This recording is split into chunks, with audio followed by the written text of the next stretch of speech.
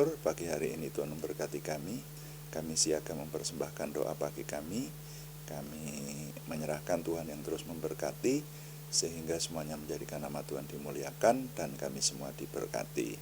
Dalam nama Tuhan Yesus Kristus kami berdoa. Amin. Selamat pagi Bapak Ibu Saudara sekalian yang sudah bersama dengan kita di sini dalam doa pagi hari ini. Doa pagi melalui online ini diadakan secara iman Kristiani dengan dasar keyakinan kepada Tuhan Yesus Kristus, Yeshua HaMasyiah, Juru Selamat dunia, Imam Besar Agung kami. Firman Tuhan yang didokumentasikan dalam kitab suci Perjanjian Lama serta Perjanjian Baru menjadi pegangan kami, menjadi pegangan kita sekalian. Puji Tuhan, pagi hari ini kita melanjutkan doa pagi kita, dan puji Tuhan kita sudah diberikan kesempatan, kemampuan oleh Tuhan untuk membaca kitab suci dan merenungkannya. Jadi kali ini bukan hanya membaca, tapi juga merenungkannya. Ini satu kesempatan istimewa bagi kami dan tim, dan juga saudara-saudara sekalian yang setia mengikuti doa pagi ini. Kita akan menyelesaikan membaca kitab suci dari Kejadian sampai kitab Wahyu oleh anugerah Tuhan. Sekarang sampai di kitab Nehemia pasal yang ke-7. Judul renungan pagi hari ini adalah Negeri yang Dipulihkan. Negeri yang dipulihkan. Kemarin kita membaca Nehemia pasal 7 ayat 1 sampai 42. Sekarang kita mau melanjutkan ayat 43 sampai selesai. Negeri yang dipulihkan, ya. Nehemia pasal 7 ayat 43 mulai saya baca untuk kita sekalian. Inilah orang-orang Lewi, Bani Yesua, yakni Bani Kadmiel dan Bani Hodewa, 74 orang.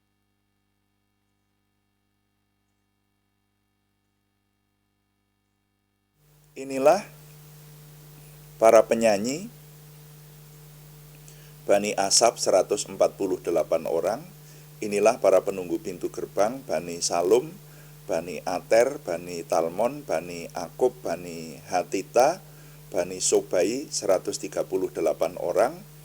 Inilah para budak di Bait Allah, Bani Siha, Bani Hasufa, Bani Tabaot, Bani Keros, Bani Sia, Bani Padon, Bani Lebana, Bani Hagaba, Bani Salmai, Bani Hanan, Bani Gidel, Bani Gahar, Bani Reaya, Bani Resin, Bani Nekoda, Bani Gazam, Bani Usa, Bani Paseah, Bani Besai, Bani Meunim, Bani Nefusim, Bani Bakbuk, Bani Hakufa, Bani Harhur, Bani Bazlit, Bani Mehida, Bani Harsa, Bani Barkos, Bani Sisera, Bani Temah, Bani Nesiyah, Bani Hatifa. Inilah keturunan para hamba Salomo, Bani Sotai, Bani Soferet, Bani Perida, Bani Ya'ala, Bani Darkon, Bani Gidel, Bani Sefaca, Bani Hatil, Bani Poheret Hasobaim, Bani Amon.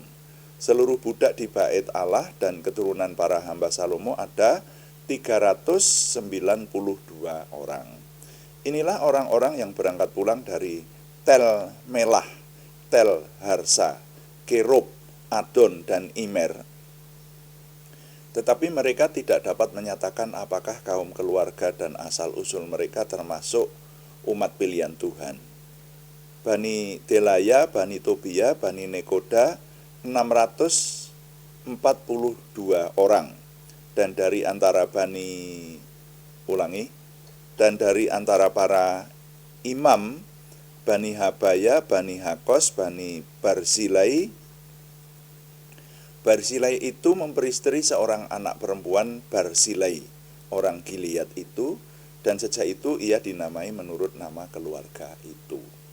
Mereka itu menyelidiki apakah nama mereka tercatat dalam silsilah, tetapi karena itu tidak didapati, maka mereka dinyatakan tidak tahir untuk jabatan imam. Dan tentang mereka diputuskan oleh kepala daerah bahwa mereka tidak boleh makan dari persembahan Maha Kudus sampai ada seorang imam bertindak dengan memegang Urim dan Tumim. Seluruh jemaah itu bersama-sama ada 42.360 orang. Selain dari budak, mereka laki-laki dan perempuan yang berjumlah 7.337 orang. Pada mereka ada 245 penyanyi laki-laki dan perempuan. Mereka mempunyai 736 ekor kuda, 245 ekor bagal, 435 ekor unta, dan 6.720 ekor keledai.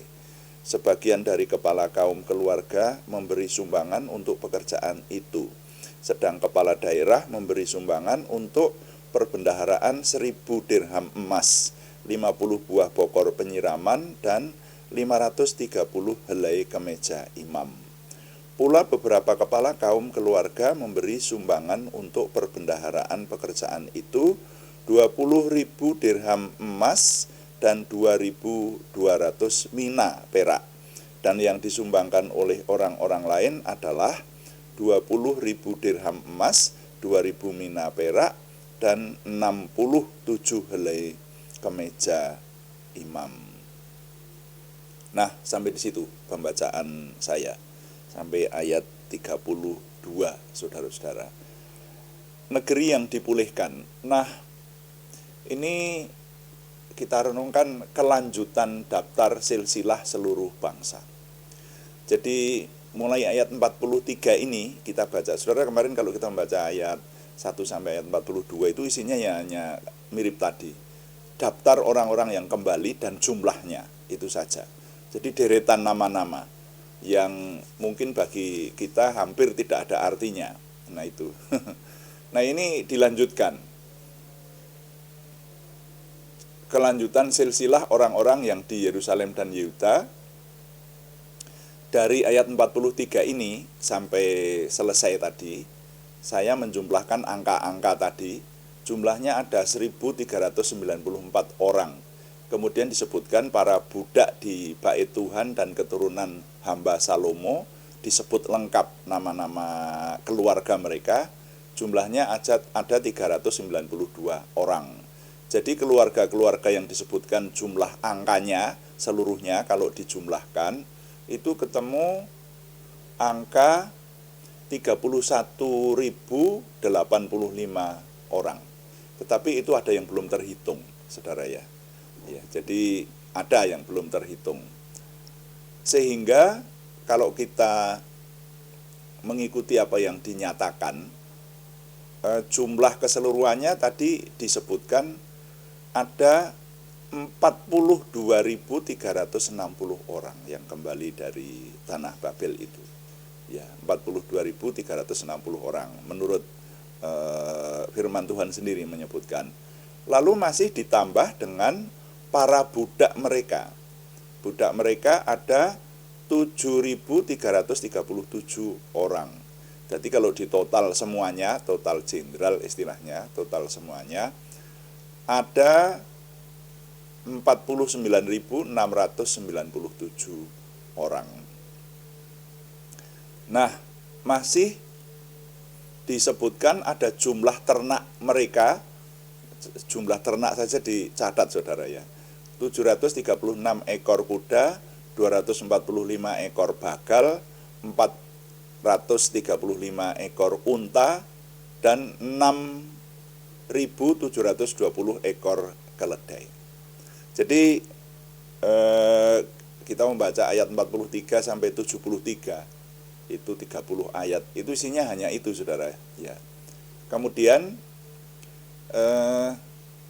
disambung lagi catatan mengenai persembahan-persembahan yang dilakukan oleh orang-orang untuk pekerjaan Tuhan ya, terutama waktu itu yang sudah mereka selesaikan adalah membangun tembok kota Yerusalem.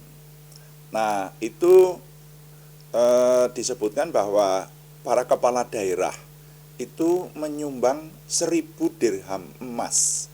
Saudara, 1 dirham itu menurut Kamus Alkitab diperkirakan sekarang sebuah ukuran berat sekitar 8 gram.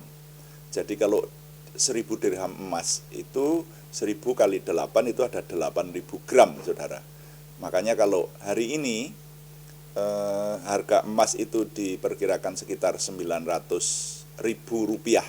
Ya, ini saya mengambil angka di internet aja ya. Ya, sekitar 90.000 karena tiap hari berubah itu ya. Ini beberapa hari yang lalu. Nah, maka jumlah sumbangan dari para kepala daerah ini ada 7.200.000.000 rupiah. Masih ditambah dengan 50 buah bokor penyiraman.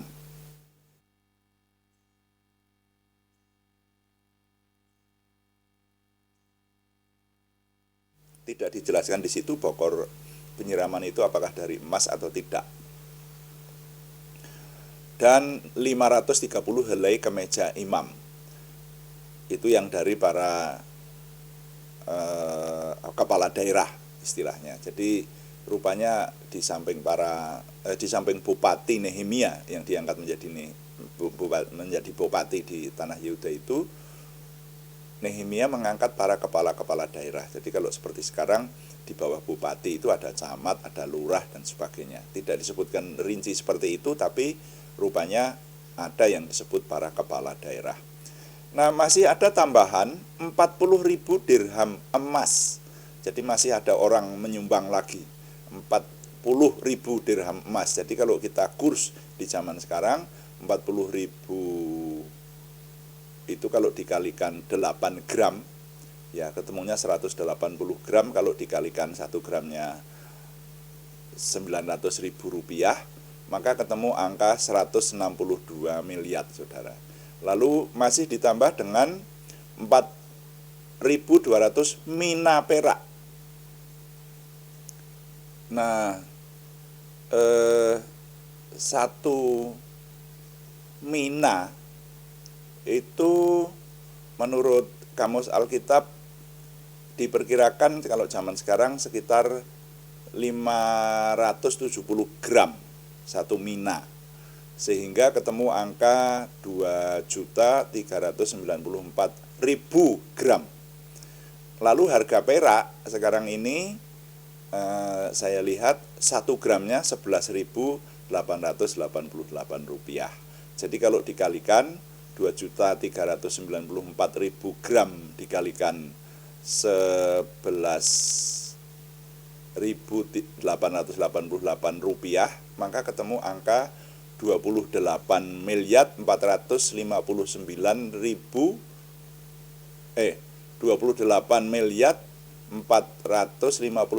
juta 872.000 rupiah. Jadi kalau dirupiahkan semua saja di kurs sumbangan-sumbangan tadi jumlahnya sudah sekitar 215 miliar lebih itu, saudara ya. Jadi orang-orang itu serius melakukan pekerjaan Tuhan.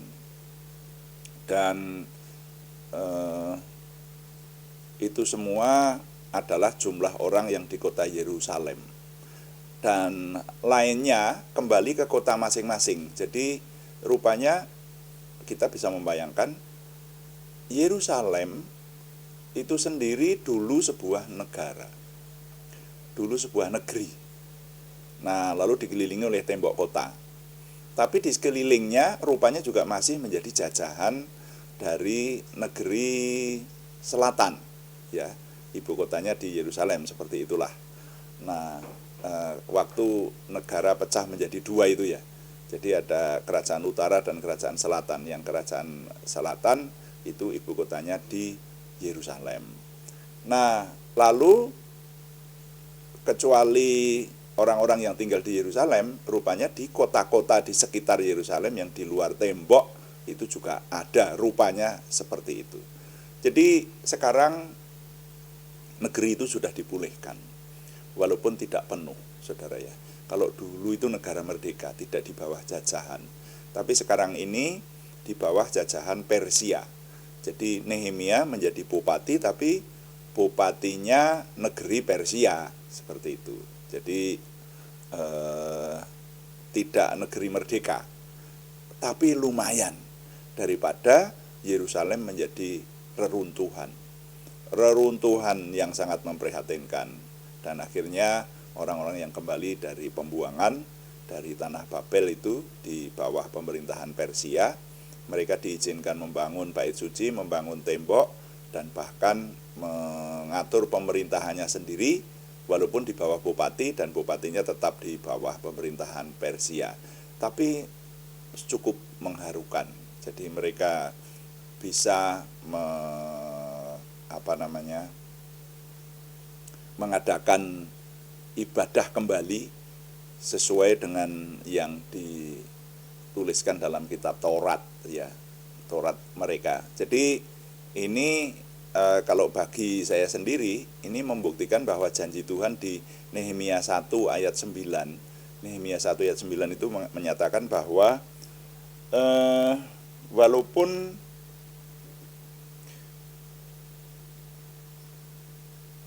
umat Tuhan itu dibuang sampai ke ujung langit, dikatakan seperti itu, ya, tapi Tuhan akan mengumpulkan kembali kalau dibuang sampai di ujung langit karena pelanggaran. Nehemia 1 ayat 9.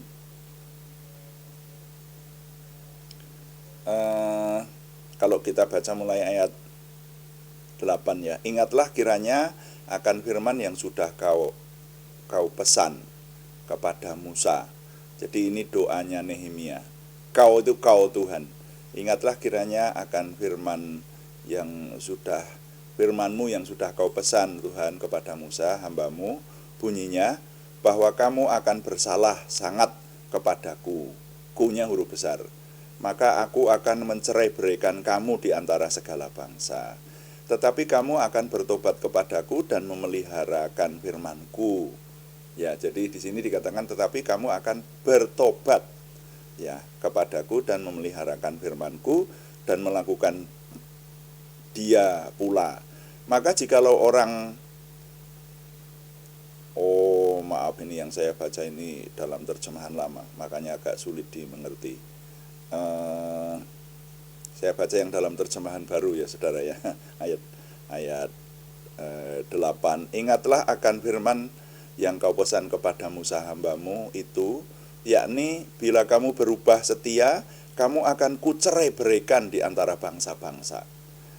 Tetapi bila kamu berbalik kepadaku dan tetap mengikuti perintah-perintahku serta melakukannya, maka sekalipun orang-orang buanganmu ada di ujung langit, nah ini loh, ada di ujung langit, akan kukumpulkan mereka kembali dan kubawa ke tempat yang telah kupilih untuk membuat namaku diam di sana. Nah, ini terbukti. Jadi firman Tuhan terbukti. Mereka benar-benar melakukan pelanggaran itu dan dibuang sampai ke ujung langit. Tetapi Tuhan mengumpulkan kembali. Makanya saudara ini memberikan nilai buat kita juga bahwa mari kita meneliti janji-janji Tuhan dalam hidup kita ini. Sehingga hidup kita ini nanti terarah, ya.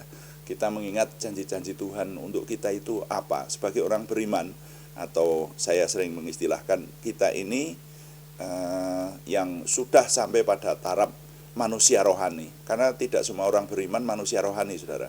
Tetapi saya berharap, ya, kalau teman-teman yang ada di pelayanan onsite saya sudah sering mendengar, kita orang beriman itu harus sampai kepada tahap kita ini disebut manusia rohani.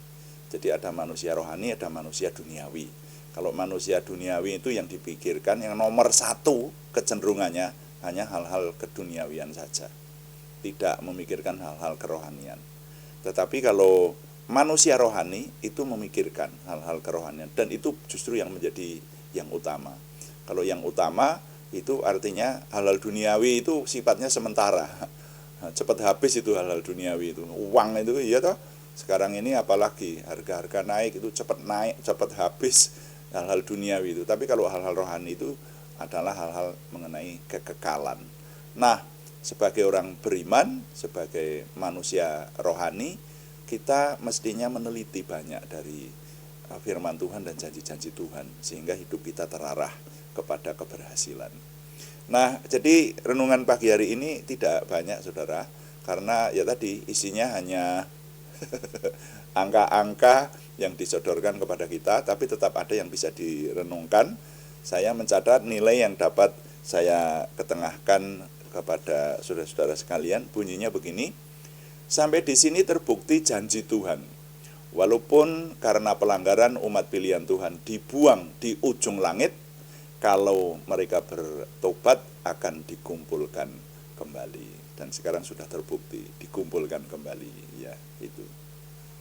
Saya ulangi, sampai di sini terbukti janji Tuhan, walaupun karena pelanggaran umat pilihan Tuhan dibuang di ujung langit, kalau mereka bertobat, dikumpulkan kembali. Tuhan dipuji, amin.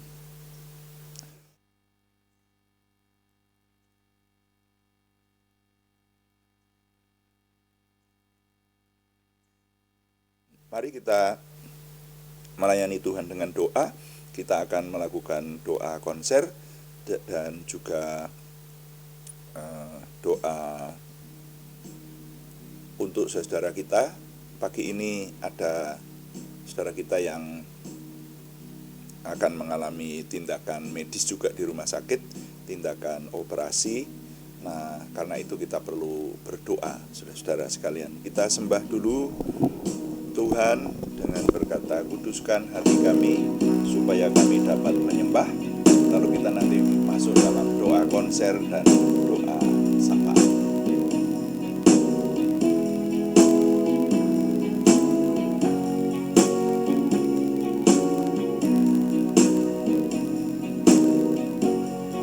Kuduskan tempat ini untuk kami berdoa.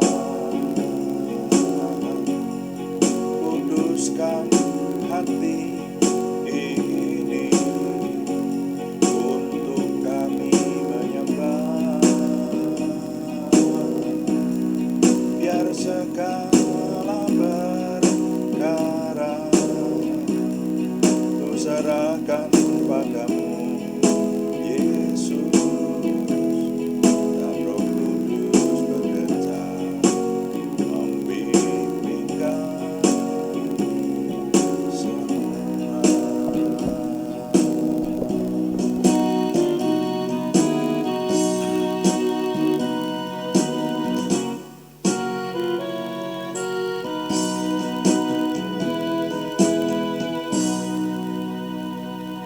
Bapa, kami mengucap syukur pagi hari ini Tuhan memberkati kami. Kami mempersembahkan doa kami melayani Tuhan dengan doa, dan kami mengucap syukur Tuhan memberikan waktu kepada kami untuk mempersembahkan seruan kami akan kebutuhan kami, pribadi lepas pribadi, keluarga lepas keluarga. Kami mohon Tuhan yang menolong, terutama kami yang ingin lepas dari masalah maupun menyelesaikan hal-hal yang harus kami selesaikan. Kami mohon pertolongan Tuhan. Terima kasih, bahkan juga permintaan yang sifatnya untuk kemajuan hidup, kami mohon Tuhan yang memberi. Terima kasih Bapa di surga. Sekarang kami berdoa syafaat secara umum. Kami mohon Tuhan memberikan kemampuan, kesempatan, dan juga semangat motivasi kepada kami untuk meneliti janji-janji Tuhan, sehingga hidup kami sesuai dengan keteladanan umat pilihan Tuhan yang kami cermati pagi hari ini, bahwa janjimu terjadi walaupun hal yang mustahil. Bahkan ketika umatmu karena pelanggaran mereka, Tuhan mengizinkan melalui sejarah suci ini kami mencermati umatmu Tuhan cerai-beraikan sampai di negara yang sangat jauh di ujung langit, tetapi ketika bertobat maka Tuhan mengumpulkan kembali. Biarlah kami yang hidup pada zaman perjanjian baru, zaman sekarang ini juga meneliti janji-janji Tuhan sehingga hidup kami terarah kepada keberhasilan. Terima kasih Bapak, kami juga berdoa untuk kesejahteraan negara kami. Mohon Tuhan yang memberikan kesejahteraannya, bahkan kota-kota di mana kami tinggal juga Tuhan memelihara dengan kesejahteraan dari Tuhan untuk kami. Terima kasih Bapa di surga, kami mohon apa yang kami kerjakan setiap hari, baik pekerjaan harian maupun pelayanan onsite maupun online, kami menyerahkannya supaya Tuhan memberkati sehingga kami dapat menyelesaikannya berprestasi sempurna, yaitu kesempurnaan ke arah Tuhan sendiri. Terima kasih Bapa di surga, kami mengucap syukur setiap hari.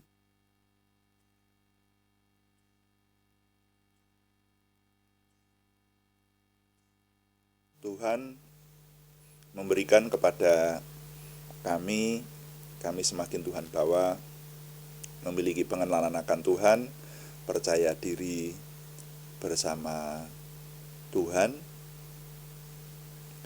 kami memperoleh semangat dan bergairah menyambut masa depan kami untuk menang bersama-sama dengan Tuhan. Terima kasih Bapa, kami mohon Tuhan yang menyempurnakan doa kami oleh pertolongan dan pimpinan Roh Kudus, karena semuanya kami persembahkan dengan mantap percaya, dan kami berdoa juga untuk saudara-saudara kami yang terutama nama-nama yang akan kami ketengahkan yang membutuhkan kesembuhan dari Tuhan. Kami berdoa di antara nama-nama ini ada saudara kami yang sudah mengalami tindakan medis, bahkan ada yang pagi hari ini akan dilakukan tindakan medis di Rumah Sakit Karyadi Semarang. Kami menyerahkan Tuhan yang memberikan kesempurnaan kesembuhan. Juga ada saudara kami yang menderita stroke, ada anak yang terus kami doakan supaya memperoleh pertumbuhan seperti yang sesuai diharapkan.